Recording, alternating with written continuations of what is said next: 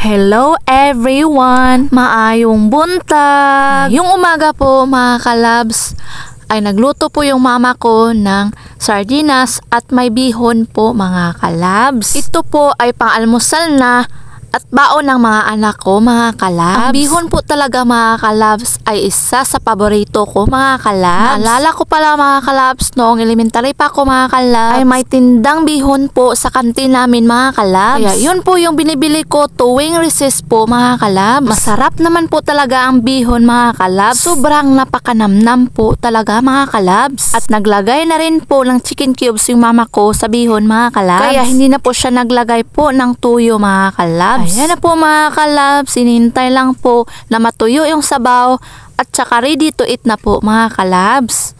Ayun lang po mga kalabs for today's video.